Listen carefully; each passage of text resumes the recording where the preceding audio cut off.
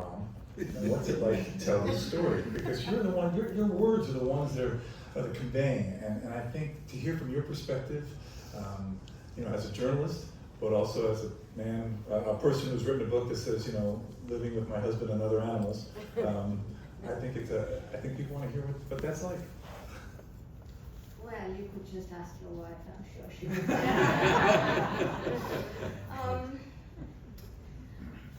So I met Ram when he was already a snake hunter.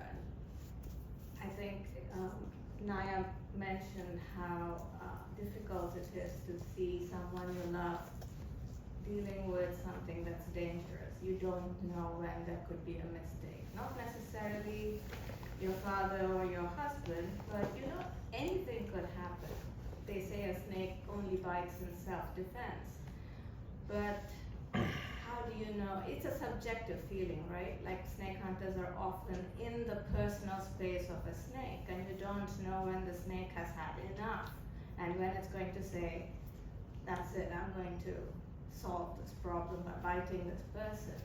So I was never sure how this was going to play out. So every time he would handle a snake, I would be like chewing my nails and gritting my teeth and not knowing what would happen.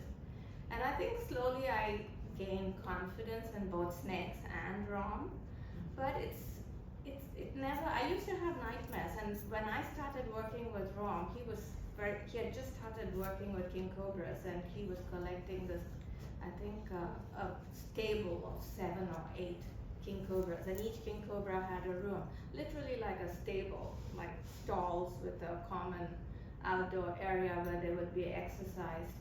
And it was just insane. These snakes, they are so big, and some of them are really calm, some of them are just like greased lightning. Like you open the door, they're at the door, waiting for food or trying to chase away a predator or whatever. I don't know what they're thinking. It was just a nightmare, and I used to have all these nightmares of Ram getting bitten or chased by king cobras that wouldn't stop.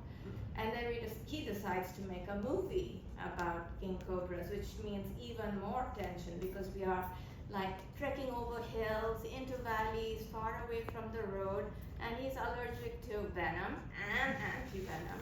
So we are carrying cases of film gear, camping gear, and this big trunk of medical equipment to revive him. All of us have to go through first aid training just in case he goes into shock. We have to revive him.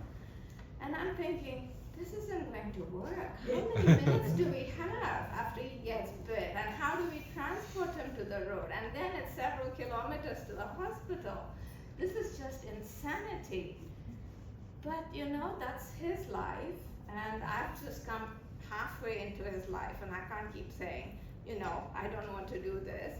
If I want to be part of his life, I've got to put up with it. So I think I kind of stopped having those nightmares in about 2018 or something, when that's the year he caught his last king cobra, and thankfully hasn't touched one after that. So I think I could finally breathe. So it's a little bit like that, but I can also say that it gave me an amazing opportunity to be out in the forest, to look at flying lizards that look like butterflies gliding through the trees, and watching pit vipers and hornbills. And I think it kind of was a weird entry into the perspective into the rainforest, rather than, most other people go out to look for birds or mammals, tigers, whatever, and here we are looking for snakes. So when people say, oh, you're from India, have you been to this Bandhavgarh tiger reserve? No, we never went there. It didn't have snakes, it has tigers. I've never been there. So ask me about places with snakes. I've been there a zillion times. I know it's like the back of my hand, but I don't know anything about tigers.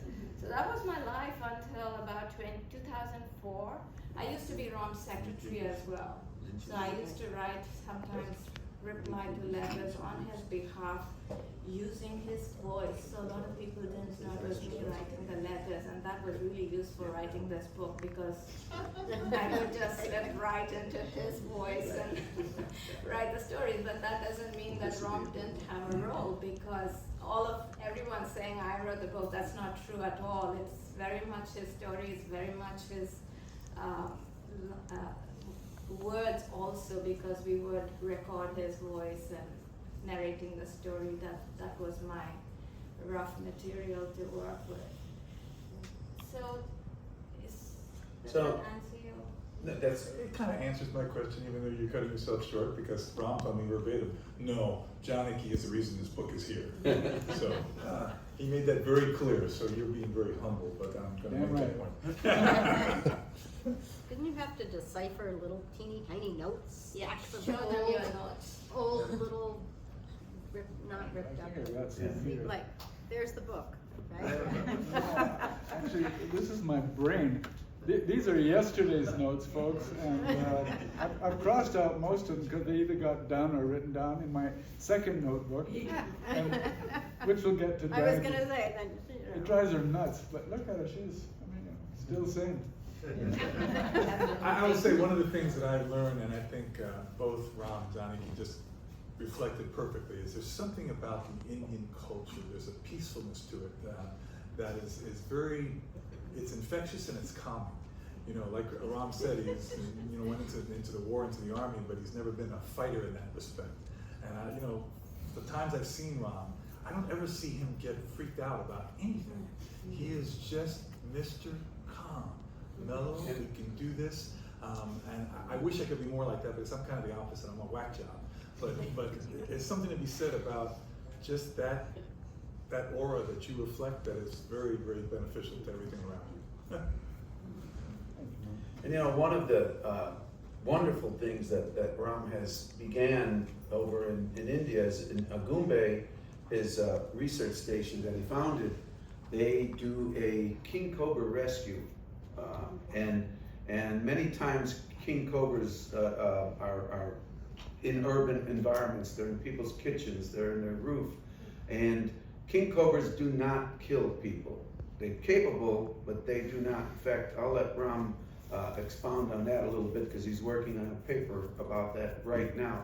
But he's trained people to catch these king cobras safely, and not only does he train the people, but the people he trained the people whose house it was in. And they tell the people the value of this snake, and how this snake is not going to kill you or your family, but he's eating the snakes that are. So I don't know how that started, and I'd like to know how many king cobras does Ajay remove or rescue in a year? Yeah, Ajay Giri, I think there's a Facebook page. I don't do much social media, folks. The King Cobra Conservancy Oh has yeah, a of course. website. I'm sorry, Yeah. I'm sorry. That has a video with you and living with the king. You gotta stop me to do questions and answers. Oh, okay.